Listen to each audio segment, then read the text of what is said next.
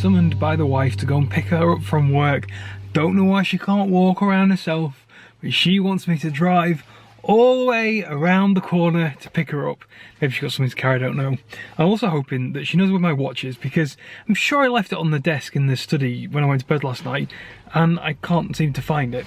I don't have it. I don't know what time it is. Well, I do, I've got a phone, but it's just gone. Disappeared. Our fridge freezer is playing up. Every once in a while it builds up in the fridge compartment where the fan is circulating the air with frost, and it stops the fan going, and it means that the temperature in the fridge generally drops, but the bottom part of it freezes everything, and we have to completely turn off the fridge freezer. Everything gets ruined in it, and then we have to restart it. I think it takes about a day or so for everything to sort of like defrost, and then we can put everything back in, and it'll be good for another 6 months or so. It's frost free, but it gets frosty. It's stupid. Well, I found out why she wanted picking up from work. She just wanted me to take her to the doctor's. She couldn't be arsed walking around herself. What? There I am, finishing work early, driving around to get her. I was there early, so I was just hanging around. And she goes, yeah, can you take me to the doctor's? The doctor's? What do you want the doctor's for? So bring her to the doctor's, and they're going to wait 40 minutes because they're behind. Just because it's a 5-minute walk.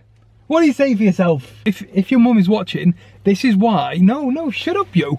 If your mum is watching, this is why you're so far behind on the Fitbit challenge. See, yeah. If you'd have walked around, boom, Fitbit challenge done. Alright, let's go get something to eat. Yeah. We still have a broken fridge and no food. Every 2 years, I buy a brand new iPhone. So does Jen. So we've had the iPhone 3G, the iPhone 4, 5, 6, and I was itching to upgrade to the iPhone 7 because that's just what I do. It's habitual. I sat through 2 hours of Apple's press conference, and I gotta say, at the end of it, I was quite underwhelmed. I really can't say any more than that. So, I don't know what's going on. It just seems a bit, what's the point in spending all that money on upgrading? So, this year, sorry Apple, as much as I throw my money at them because, well, I kind of get hooked into their ecosystem and all the products, but this year, I just cannot justify it. My phone at the moment, because I paid for it outright a couple of years ago, I only pay about £15 a month in order to have a contract and use my phone. But if I was to upgrade, it'll probably be more like £40 odd a month, plus 100 and something or whatever, £200 to actually buy the phone. And I really can't justify it. And then obviously Jen, I think, feels the same. She's not been that interested in upgrading anyway, but usually when they announce the new phone, it looks all awesome, she's like, oh, I want one now. But this year, it looks the same. We're both pretty sure that we're not going to upgrade, which is going to save us probably around about £60 to £80 a month, which I find to be amazing. So I'm quite happy with that. In fact, the only thing that really excited me was the fact that apparently Pokemon Go is coming to the Apple Watch. So if you've got an Apple Watch, you can look forward to that. While Chris was watching the Apple conference earlier, I did the dutiful wife bit and cooked tea for us. I don't cook tea very often, it's normally Chris's role, but he was busy tonight so I stepped in and I made fajitas, which is something I make reasonably regularly. I always buy the old El Paso barbecue and it's dead simple and it's tea in about 15-20 minutes and it's super tasty. But we've been saving money lately and we've been shopping at Aldi, and we were in Aldi earlier and we saw fajita boxes. And they're really cheap, they're about £1.50 for the box. Whereas if you buy an old El Paso one, it's like £2.50 or £3. Look like this. The bread was really good, the actual fajita bread was tough. I expected it to fall apart when we started filling it and it didn't, which is fantastic. And not at all like cheap fajitas. Except it tasted really, really sweet. It had a really strange taste. Chris reckoned it was quite soapy.